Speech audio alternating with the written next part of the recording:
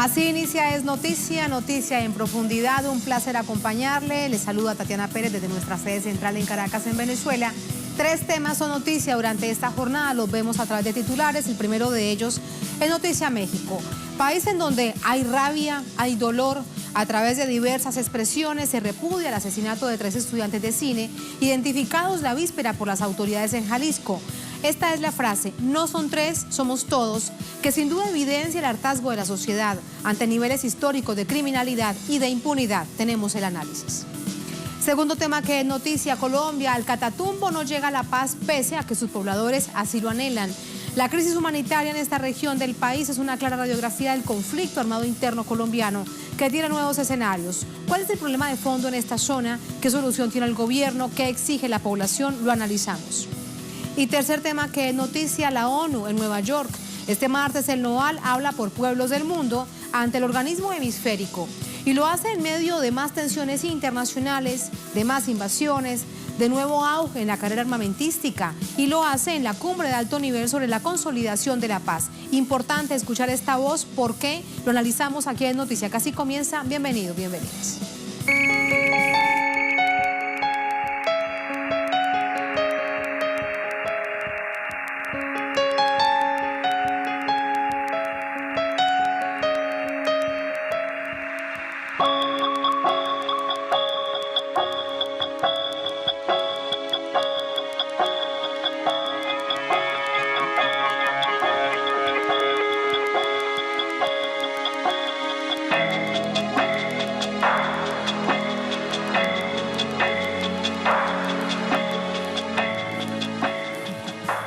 En Noticia México, indignación y clamor de justicia ante la violencia que a diario enluta a cientos de familias.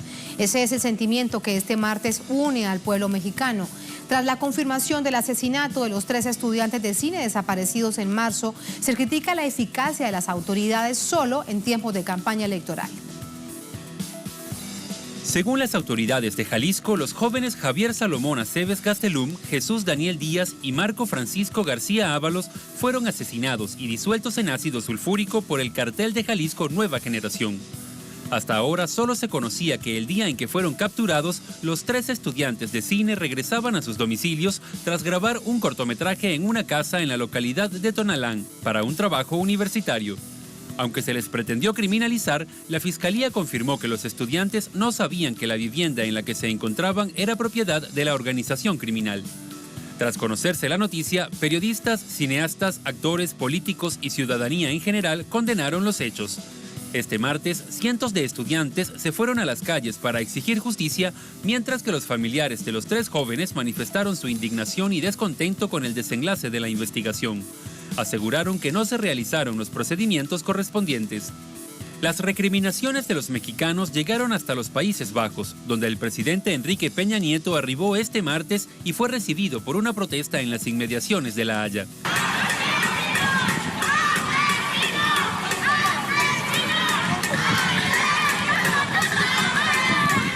El mandatario mexicano aún no se pronuncia sobre el abominable hecho.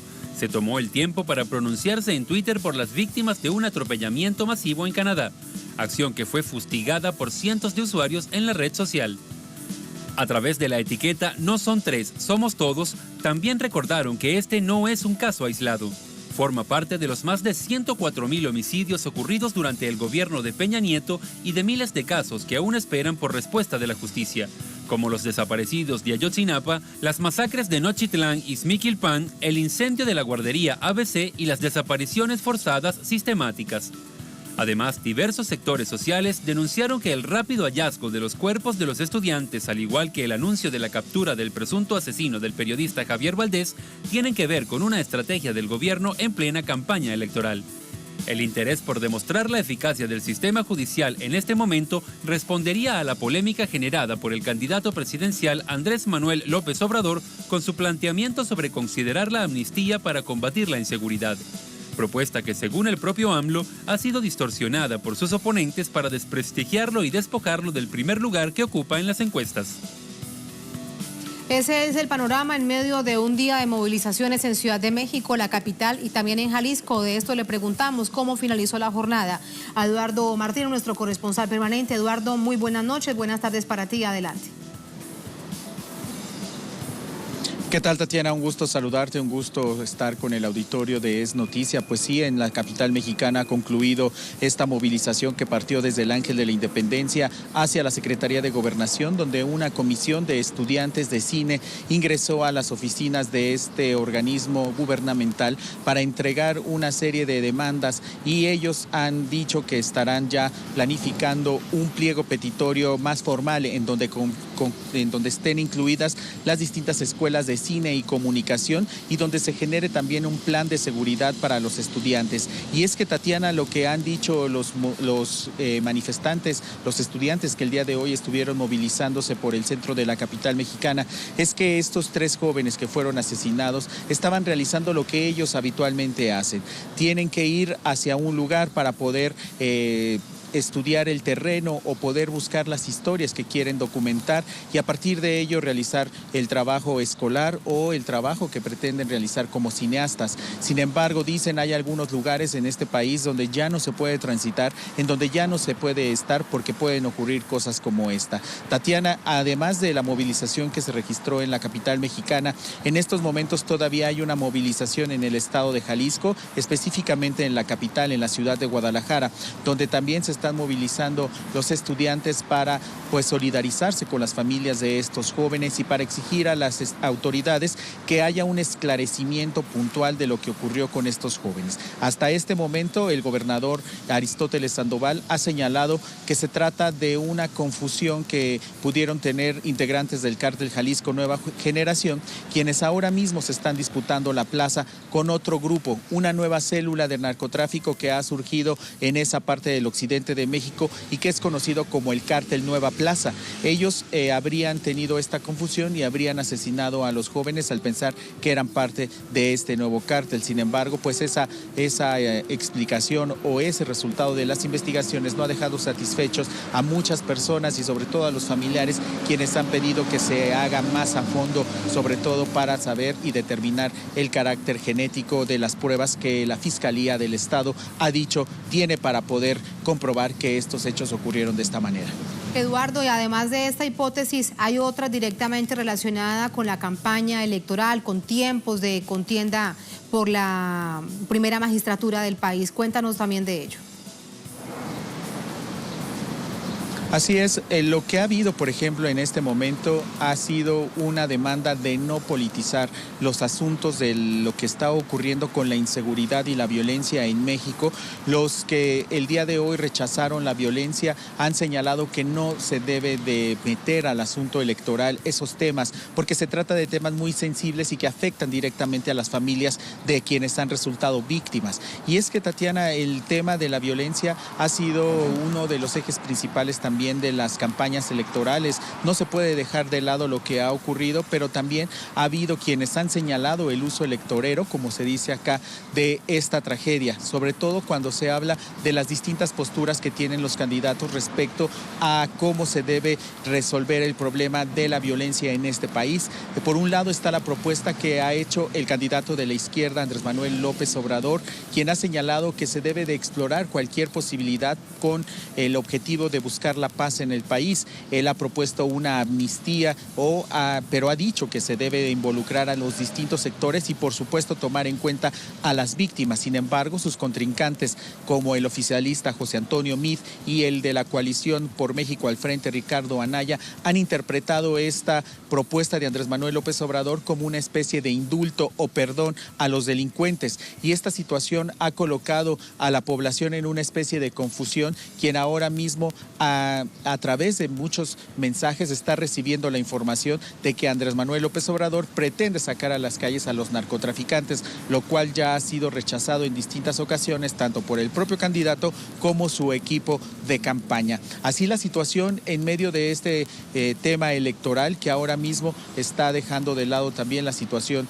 que ocurre diariamente y también las movilizaciones que se están protagonizando de los padres de los 43 estudiantes normalistas de Ayotzinapa, un un caso que sin duda ha sido emblemático o ha marcado este sexenio del presidente Enrique Peña Nieto y que hasta este momento no se ha dado una resolución. Es por eso que también llama la atención la rápida respuesta que ha dado la Fiscalía Estatal y también las entidades federales al sumarse a estas resoluciones que ha dado la Fiscalía del Estado de Jalisco y también, como ya lo mencionaban ustedes con anterioridad en la pieza que me antecedió, en el caso del periodista Javier Valdés. Gracias, Eduardo. Complejísima situación. Ahí está el panorama. Vamos con el análisis. Muy buenas noches. Buenas tardes para ti de nuevo. Gracias, Eduardo.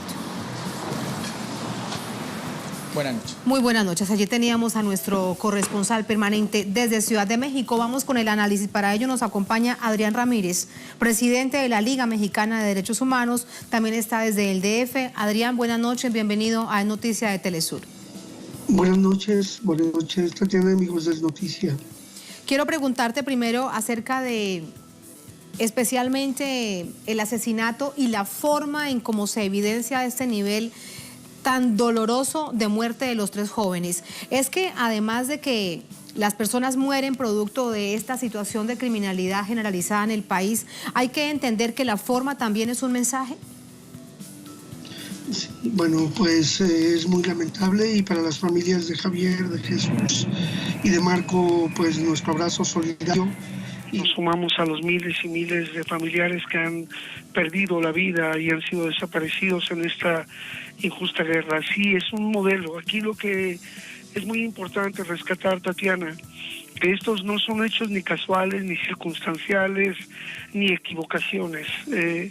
Son mecanismos de política que han ejercido y que siguen ejerciendo en nuestro país y que nos mantienen en una situación muy grave. No solamente se trata del asesinato, sino de torturar previamente y además de tratar de disolver los vestigios, calcinar en otros casos, enterrar y desaparecer como un método sistemático de terrorismo de Estado que se ejerce aparentemente desde grupos de delincuencia organizada, pero que son parte de las políticas que lamentablemente hoy se viven en nuestro país. No es un asunto ni aislado, ni tampoco cuya responsabilidad solo compete a grupos de narcos que se confunden y atacan a la ciudadanía.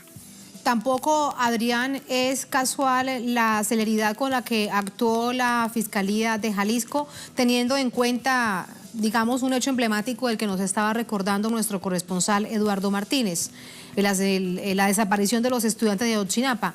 40 jovencitos de lo que no se sabe absolutamente nada, y 3 jóvenes de cine hace un mes estaban desaparecidos y ya conocemos el desenlace. Tampoco se debe entender qué es la coincidencia o es que de alguna manera sí hubo premura en la investigación, en este caso. No, pues creo que estamos en un manejo faccioso de la justicia, en un manejo electoral también de la misma, y por lo mismo que existen vasos comunicantes entre estos grupos, es posible que hoy hayan con tanta celeridad localizado a los muchachos, justo ahora que se cumplen 43 meses de la desaparición de los 43, también se está dando con el responsable del asesinato de Javier Valdés y también no podemos dejar de vista que hay un proceso de juvenicidios, de ejecuciones de estudiantes en diferentes niveles del país y que también se han dado ya los 10 años de la ejecución de los jóvenes allá en Sucumbíos, en Ecuador, estos 4 mexicanos que junto con otros colombianos murieron allá en Sucumbíos, en Ecuador.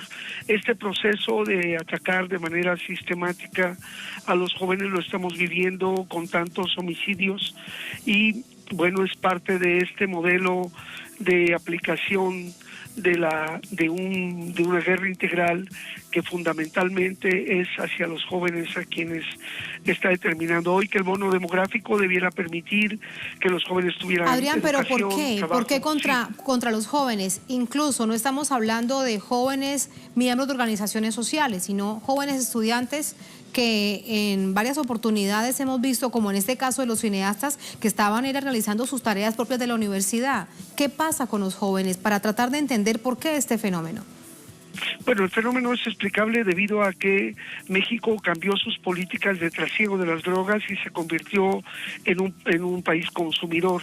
Y siendo el bloque de jóvenes el que más han enganchado a este modelo y han producido un modelo de sicariato en el que con una gran saña y violencia están actuando, y este tipo de fenómenos se repiten a lo largo y ancho del país, en el que supuestamente las bandas de narcotraficantes se disputan las plazas, pero actúan de manera muy violenta, y el aditivo principal es el uso de armas, impunidad y droga. Ahora bien, con respecto a la hipótesis que plantean las autoridades en Jalisco, la aparición de un supuesto nuevo grupo narcotraficante, ¿es así? ¿Aparecen de esta manera? ¿Hay que tener confianza en que las autoridades están contando realmente esta situación, que ese es el panorama, que aparecen grupos delincuenciales de crimen organizado relacionados con narcotráfico así en todas partes, con distintos nombres, con nuevas reconfiguraciones? Bueno, esa es la parte fenomenológica, pero la esencia en realidad es un gran negocio que hacen a través de la guerra, que hacen a través del uso de las armas, que hacen a través de la violencia para mantener un Estado terrorista, un terrorismo de Estado que ha permitido imponer políticas, que ha permitido despojar a las comunidades de sus recursos naturales, que ha permitido imponer a las empresas grandes ganancias con la ausencia o la inmovilización de los sectores que se puedan manifestar en relación a estas grandes políticas que implementan. Y insisto que el afectar a los jóvenes es uno de los centros fundamentales, porque desde ellos se movilizaban una cantidad de organizaciones opositoras también. Este fenómeno aparente de enfrentamientos de bandas rivales no es sino la expresión de políticas públicas. Ellos saben perfectamente dónde están localizados, quiénes son, saben también perfectamente cómo producen, cómo transportan, cómo llevan la droga, cómo Estados Unidos es permeable a seguir manteniendo sus muros abiertos a la droga, cerrados al flujo migratorio de personas migrantes, y ese gran negocio continúa. No es un negocio mexicano solamente, es un negocio transnacional donde Estados Unidos tiene un papel muy importante.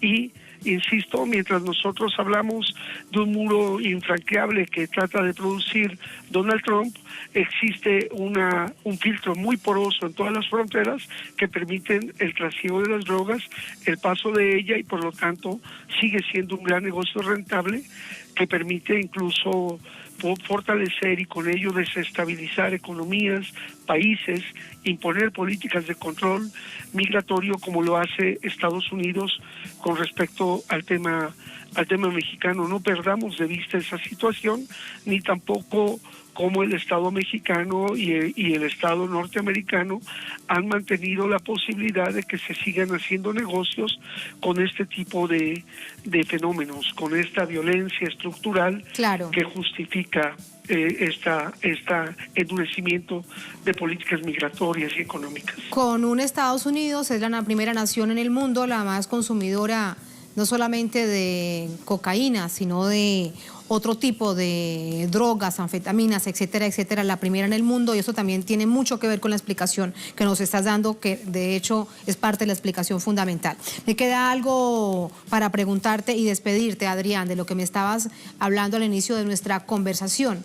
En el contexto político no podemos dejar de plantearlo. Sin duda, tratar de decir que no se hable de una situación tan crucial para el país en tiempos de campaña electoral es imposible. El asunto es de qué manera debería darse el debate que ayude a entender la situación y que ayude a la sociedad mexicana en este momento, y que no aupe a mantener la confrontación entre los candidatos. Creo que es muy importante señalar que hemos transitado hacia un narcoestado policíaco militar con más de 18 gobernadores, presidentes municipales y grandes incluso empresarios también vinculados a fenómenos de corrupción y tráfico de drogas y delincuencia organizada. Estamos viviendo también un fenómeno de descomposición social donde los grandes capitales penetran en las campañas y las corrompen, como es el gran escándalo de la estafa maestra, el caso Lavallato, el caso de Brecht, y que no podemos tomar tampoco a la ligera la propuesta que ha hecho, por ejemplo, el candidato Andrés Manuel, que efectivamente, como lo decía Armando, ha sido tergiversada su opinión, y lo que nosotros tenemos que ver en que en aquellos lugares donde los delincuentes entregan la información, entregan los activos, entregan los recursos y entregan la estructura, pues con ello se asegura la posibilidad de que no se siga ampliando. Aquí cae un capo y aparecen 20 por cada uno de ellos, y el fenómeno sigue. Mientras no se controle y regule el tráfico de estupefacientes y drogas hacia los Estados Unidos, e insisto, mientras la frontera de Estados Unidos siga totalmente permeable, totalmente porosa, totalmente disuelta al tráfico de las drogas, por muchos muros y por muchas fronteras que pongan, pues solo sirven para dividir a los países y para evitar que la gente migre. Pero tanto la droga como los recursos de procedente ilícita y los capitales circulan tranquilamente por esa frontera. Muchas gracias, Adrián, por ese análisis profundo, y ahí está parte del entendimiento que necesitamos nosotros, toda nuestra audiencia en América Latina y en el mundo, de este momento tan complejo que vive México. Muy buenas noches. Muy buenas noches, Tatiana, muchas gracias. Muchas gracias a usted. Teníamos a Adrián Ramírez, presidente de la Liga Mexicana de Derechos Humanos, nos acompañaba desde el DF. A propósito de lo que él también nos estaba planteando, la premura en la que se han dado con algunos resultados con respecto a la hipótesis del asesinato tan terrible, tan doloroso de esos 3 muchachos, lo tenemos en nuestra página. Detienen a presunto homicida de los 3 estudiantes en México. Los 3 estudiantes asesinados pertenecían a la Universidad Autónoma de Ciudad de México, la UACM. El general de Justicia de la Ciudad de México, Edmundo Garrido, anunciaba este martes la detención de un sujeto de 27 años de edad involucrado en el asesinato de esos estudiantes de la UACM. El sujeto fue ingresado al reclusorio preventivo Varonil Norte. Allí tendrá que esperar a que un juez acepte su caso y proceda a la investigación pertinente. Si es declarado culpable, podría pagar una condena de más de 180 años de prisión por delitos de homicidio, tentativa de homicidio y robo. En rueda de prensa, Garrido detalló que el suceso de los estudiantes ocurrido en la unidad habitacional El Arbolillo, perímetro de la delegación Gustavo Amadero, el pasado 3 de abril, ahí está planteando, aseguró que el sujeto fue detenido por coincidir con un retrato hablado por parte de 2 estudiantes que fueron testigos del crimen. Ahí tienen toda la información completa, mucha más detallada en nuestra multiplataforma en inglés y en español, www.telesurtv.net. Así nos vamos a la primera pausa en esta emisión de En Noticia. Al volver, En Noticia Colombia. Al Catatumbo no llega la paz, pese a que sus pobladores realmente lo anhelan. La crisis humanitaria en esta región de Colombia es una clara radiografía del conflicto armado interno que tiene ahora nuevos escenarios. ¿Cuál es el problema de fondo en esta zona? ¿Qué solución plantea el gobierno? ¿Qué exigen los pobladores? Lo analizamos al volver, aquí en Noticia.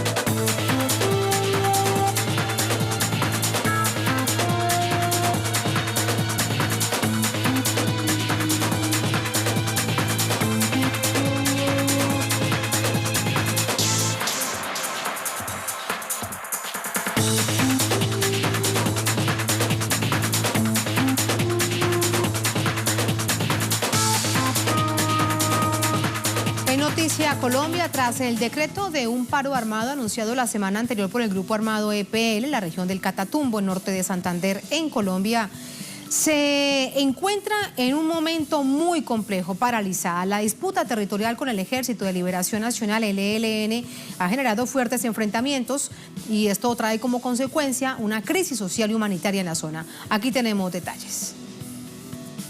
Comercios cerrados, estudiantes sin clase y más de 7.000 desplazados. Es parte de la situación que vive la población del Catatumbo. Esto ocurre luego que el pasado 15 de abril el EPL decretara un paro armado en una supuesta pugna por el control territorial con el Ejército de Liberación Nacional, ELN. Este martes, mediante un escueto comunicado, el EPL concedió una tregua de 36 horas para que los pobladores puedan salir a comprar en los mercados y abastecerse. La pausa comenzó a las 6 de la mañana de hoy hasta el próximo jueves a las 6 de la tarde. El EPL, Ejército Popular de Liberación, surgió en 1967 como expresión insurgente contra la derecha. Según las autoridades, en la actualidad está conformado por un grupo disidente denominado Los Pelusos, dedicado exclusivamente al tráfico de drogas, armas y el contrabando de bienes. Los fuertes enfrentamientos entre el EPL y el ELN en la zona se dan luego de la desmovilización de las FARC, producto del acuerdo de paz. Dada la gravedad de este conflicto, el gobierno decidió militarizar la zona, pero la población exige inversión social. Hay un despliegue militar de cerca de 12.000 efectivos en la región.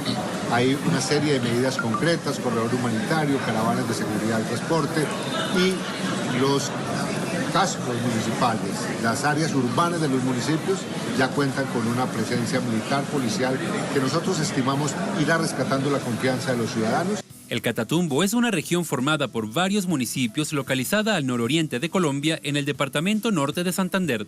Hace frontera con Venezuela por el estado Zulia y cuenta con 5.000 kilómetros cuadrados y una población de 288.000 habitantes. El problema de fondo en la región es históricamente el mismo, la tenencia de la tierra. La solución, según los campesinos, es que el Catatumbo sea una zona de reserva campesina para lograr un desarrollo sostenible de la economía local. Pero la respuesta del Estado es más abandono.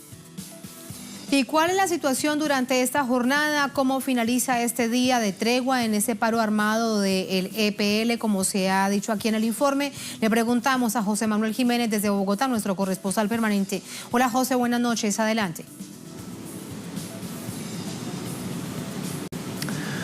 Tatiana, televidentes, buenas noches.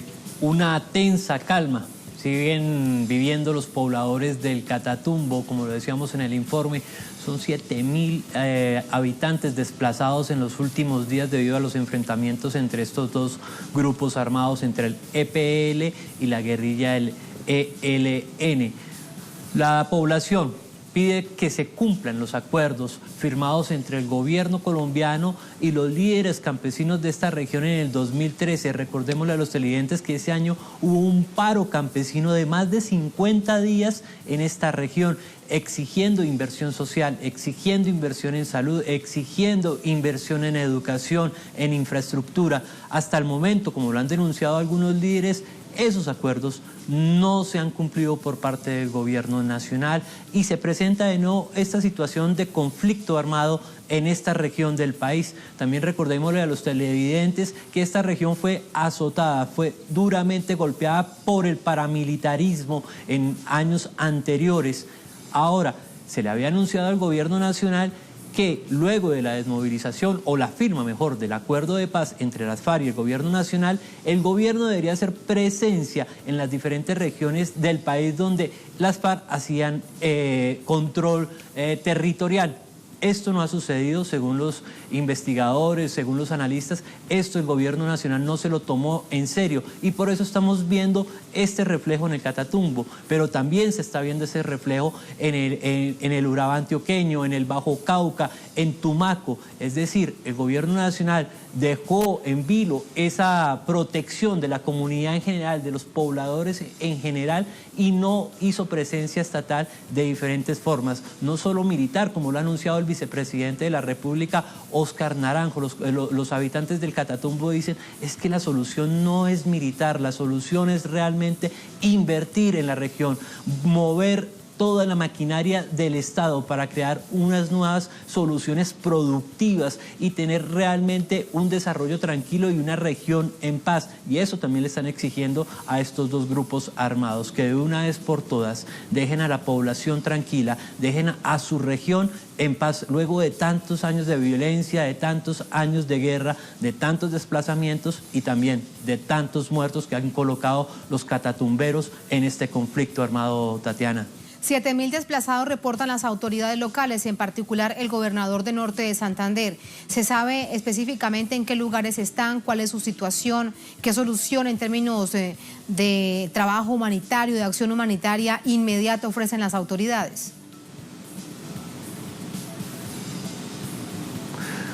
Tatiana, están distribuidos por lo general en San Calixto, municipio de San Calixto y El Tarra. Recordemos que este fin de semana hubo una gran reunión cívico de líderes cívicos en El Tarra, más de 6.000 pobladores y la mayoría de desplazados están en este municipio. Se instaló un puesto de comando, un puesto de mando unificado por parte del gobierno nacional para desarrollar algunas caravanas humanitarias y poder dar ingreso a alimentos a la región. Pero esto no es suficiente, dicen los campesinos.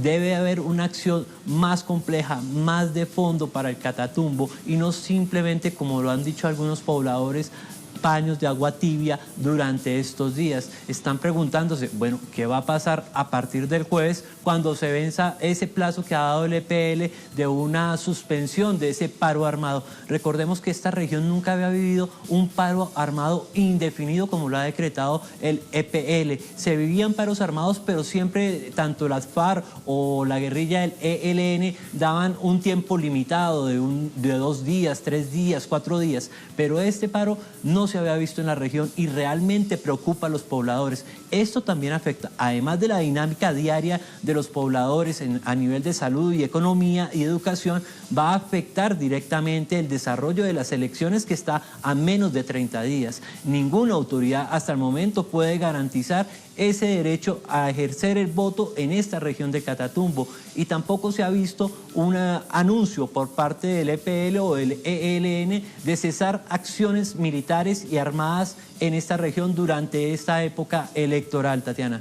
En todo caso, con respecto al ELN y las negociaciones, conversaciones de paz con el gobierno del presidente Santos, crece la expectativa por la posibilidad de un cese bilateral del fuego. Durante esta jornada hablaba el jefe negociador por parte del gobierno colombiano, Gustavo Bell. ¿Cuál es esa expectativa? ¿Qué información entregan para pensar que pueda darse en tiempos de proceso de elecciones presidenciales, José? Así es, Tatiana. Tengamos en cuenta que Gustavo Bell es el segundo negociador en cabeza que asume la cabeza de la negociación del gobierno nacional con el ELN. La dinámica con Gustavo Bell ha sido muy diferente a la anterior con el anterior negociador por parte del gobierno. En esta dinámica, tanto líderes sociales, organizaciones sociales que han estado o estuvieron en Quito hablando con las dos partes, han dicho que la negociación se dinamizó de una forma impresionante y que sí se ha avanzado realmente en este quinto ciclo de negociación que hasta el momento está suspendido debido a la decisión que tomó el gobierno ecuatoriano de alejarse de estas negociaciones. Hay optimismo por parte de los jefes negociadores del gobierno y también del ELN en dar buenos resultados en próximos días. El negociador Gustavo Bell decía en el día de hoy en la ciudad de Popayán que esperaba que durante esta semana se diera a conocer la nueva sede de negociación, el nuevo país que alojaría esta mesa de conversaciones entre el ELN y el gobierno nacional y que también estaba próximo, esperaba positivamente que se diera ese anuncio de un nuevo cese bilateral antes de la primera vuelta presidencial, es decir, antes del 27 de mayo.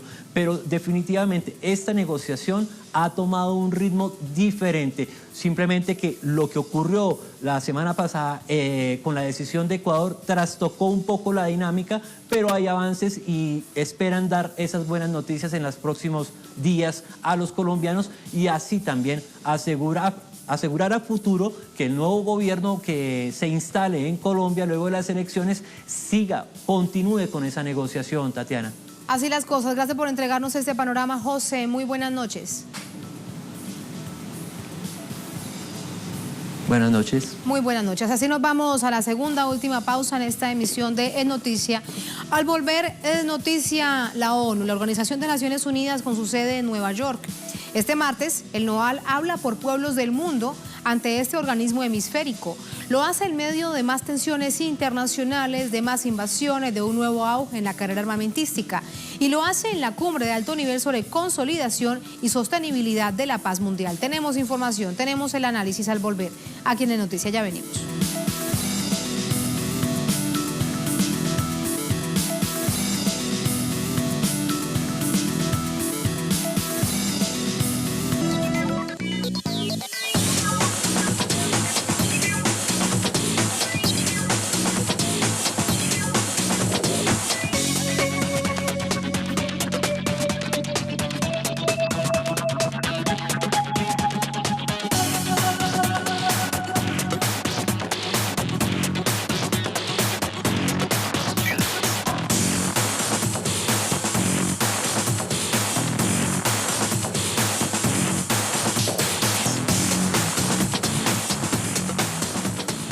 En noticia, la ONU este lunes, el movimiento de países no alineados reafirmó su compromiso con la paz en el marco de la reunión de alto nivel de la ONU sobre consolidación y sostenimiento de la paz mundial.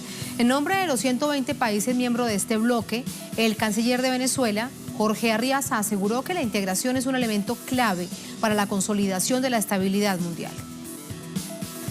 En nombre del bloque más grande dentro de la ONU, el canciller de Venezuela propuso la adopción de medidas para suprimir los actos que vulneren la paz y expresó la necesidad de incluir a los pueblos en los mecanismos de resolución de conflictos. Asimismo, propuso como objetivo fundamental de la Asamblea General de la ONU la erradicación de cualquier forma de agresión que atente contra la paz de los pueblos. Por consiguiente, consideramos que preservar, promover, alcanzar y mantener la paz y la seguridad internacionales debe continuar siendo una prioridad central en la agenda de las Naciones Unidas, motivo por el cual la comunidad internacional no debe escatimar esfuerzos en el campo de la prevención de conflictos y el sostenimiento de la paz. Asimismo, señaló que el NOAL apoya las resoluciones de la ONU dirigidas a contribuir con la paz y la seguridad internacional para salvar las nuevas generaciones de la guerra y los conflictos armados. En un comunicado emitido desde Caracas, la Cancillería venezolana reafirmó el compromiso de esa nación con los ideales, principios y propósitos fundacionales del NOAL y de la ONU, al tiempo que expresó su determinación de profundizar la causa por la defensa de la soberanía y la autodeterminación de los pueblos. De acuerdo con la Carta de Naciones Unidas, el NOAL, integrado por 120 países, está facultado para asumir gestiones de transición hacia la paz en situaciones de conflicto.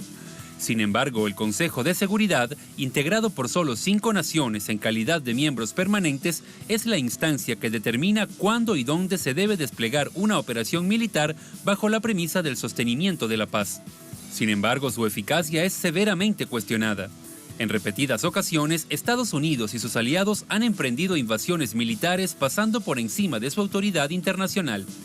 El problema es tan evidente que el propio secretario general de la ONU, Antonio Guterres, admitió que la estructura del Consejo de Seguridad podría ser cambiada, dado que este organismo, creado después de la Segunda Guerra Mundial, ya no da respuesta a las actuales necesidades.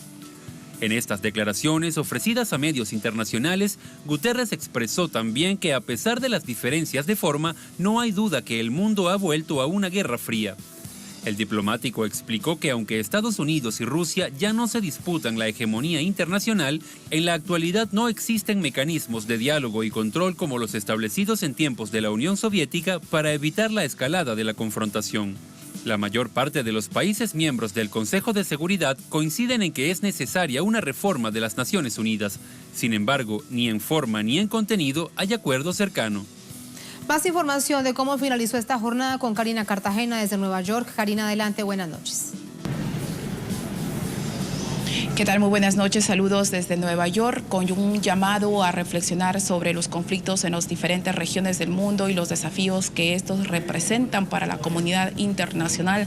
Comenzó la reunión de alto nivel sobre la consolidación y el mantenimiento de la paz. En esta reunión, el secretario general de las Naciones Unidas hizo un llamado a la inclusión de mujeres y jóvenes en todos los procesos de pacificación.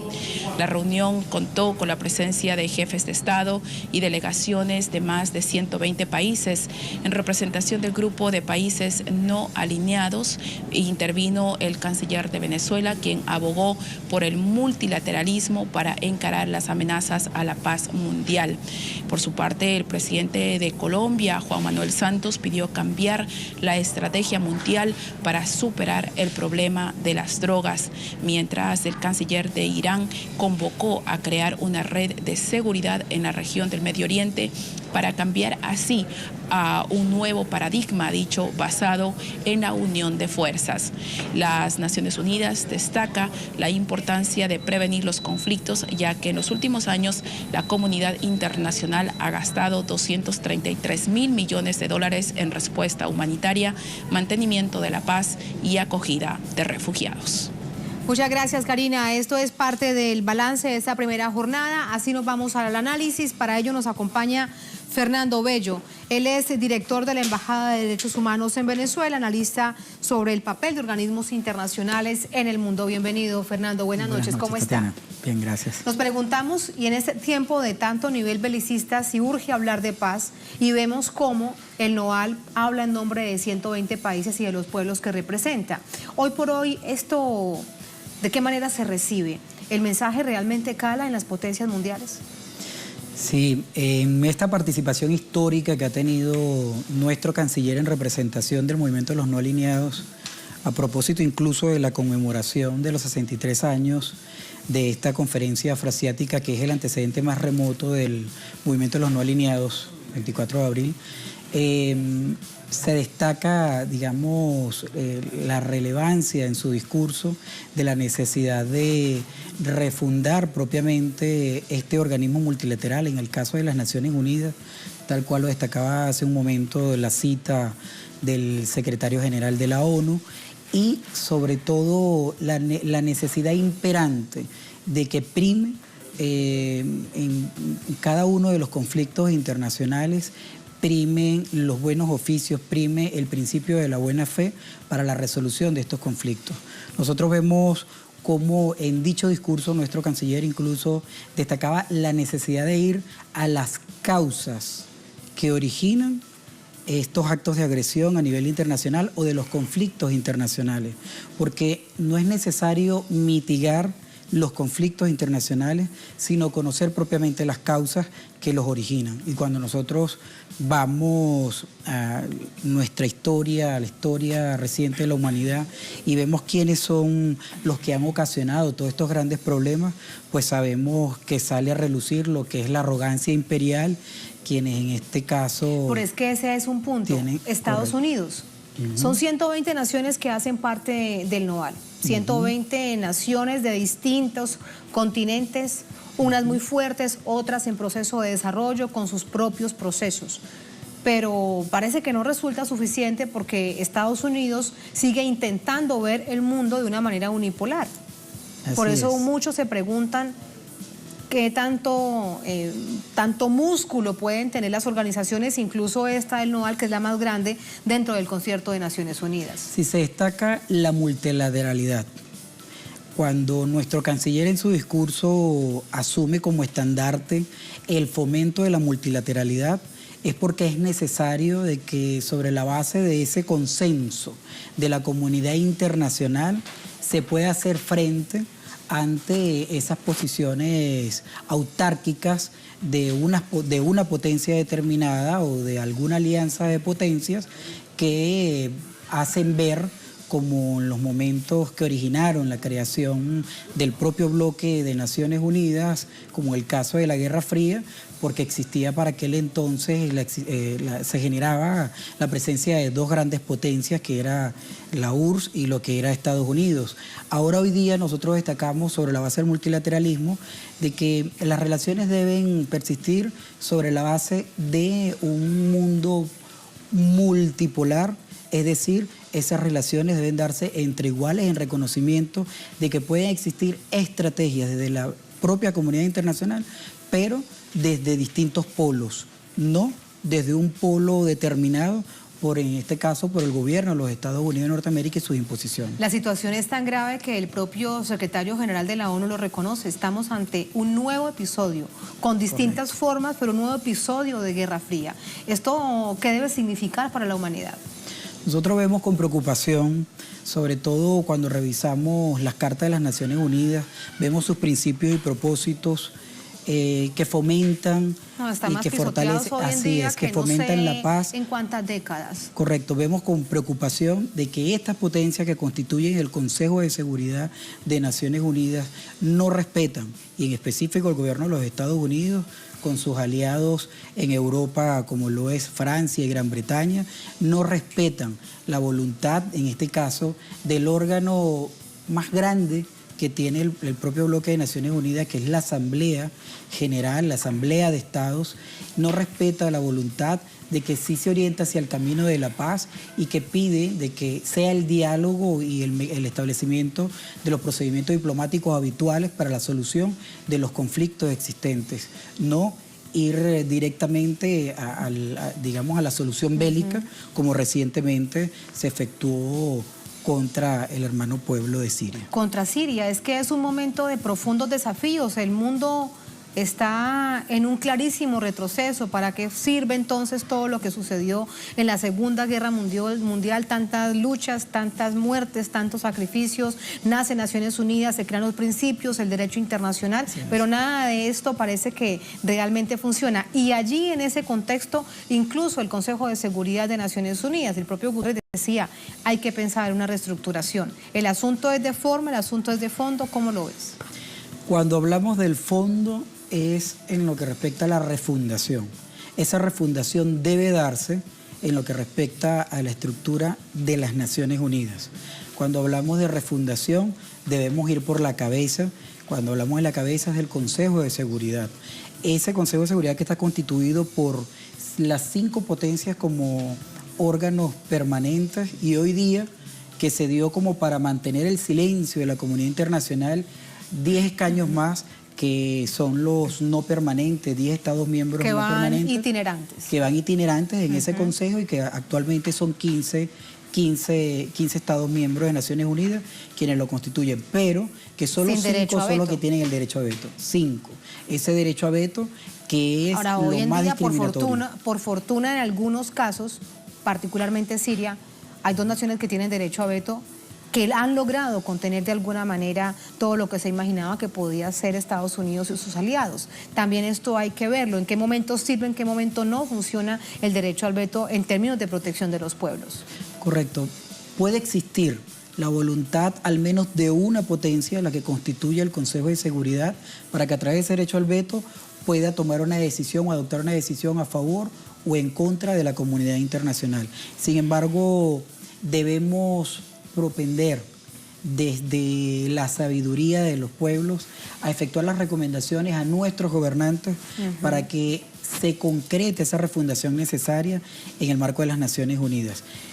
Si no se crea un organismo multilateral que tenga realmente la democratización necesaria para que exista la igualdad en el marco de cada uno de los estados, para que todo sea una estructura horizontal, entonces al menos que se concrete la refundación y que no existan órganos o estados de primera que pasen a constituir órganos como en el caso del Consejo de Seguridad, que lo que hace en este caso es generar discriminación, exclusión y violaciones a los derechos humanos y a las libertades fundamentales. Claro, serían decisiones que son tan importantes para la humanidad que deberían ser tomadas en conjunto, no solamente por 5 naciones. Pero te pregunto, además, me quedan 2 cosas por consultarte. ¿Tiene mucho que ver esta no reforma, este no avanzar pese a este momento tan complejo que vive Naciones Unidas y el Consejo de Seguridad en los recursos que aportan estas naciones? ¿Al concierto mismo del sistema de Naciones Unidas? Pudiera pensarse que lo económico juega un papel preponderante, sí. De hecho, donde quien es anfitrión, quien asume el papel de casa de los órganos principales y de los mecanismos de Naciones Unidas, pues es quien tiene la responsabilidad mayor de los aportes en lo que tiene que ver al sostenimiento de dichas estructuras. Y es un peso importante que se juega allí. Habría que evaluarlo. Sí. La última pregunta, Fernando, para despedirte es, ¿de qué manera en realidad, volviendo al tema del inicio de nuestra conversación, el bloque de la NOAL con estas 120 naciones puede ser fuerte y tener este músculo que se necesita en representación de los pueblos? Porque también es cierto que hay naciones, Venezuela lo ha dicho, buscamos la paz, la integración, que haya discusiones a nivel mundial a través del diálogo. Es decir, hay unos principios que parte de esa nación suramericana, pero hay otras que están dentro de la NOAL que no lo cumplen. Así es. Esos principios que orientan el bloque del movimiento de no alineados y que es el bloque más importante y más amplio dentro de la Organización de Naciones Unidas, pues procura contrarrestar muchos flagelos internacionales como el desarme, la ocupación, el hambre, la pobreza extrema, entre otros, digamos, flagelos que acongojan la comunidad internacional. Desde ese movimiento nosotros tenemos plena confianza en que se pueden propiciar los cambios necesarios, los cambios más acuciantes dentro de la Organización de Naciones Unidas, como en este caso es la refundación. Debe haber una reestructuración para que haya una participación igualitaria y se propenda más a la participación de los estados desde la complementariedad y desde la igualdad en respeto a los distintos principios como la autodeterminación, la soberanía, entre otros, que permiten que pues esa participación sea entre iguales. Muchas gracias por esa reflexión. Gracias. Así te despido, Fernando. Gracias y muy buenas noches. Gracias, Tatiana. Gracias también a ustedes por habernos acompañado. Así ponemos punto final a esta emisión de Noticias. Cerramos nuestra pantalla tradicional. Nos quedamos en redes sociales, @Noticia Telesur, @Tatiana Telesur. Durante esta jornada, otro hecho fue noticia. Con eso lo dejamos. Hasta mañana.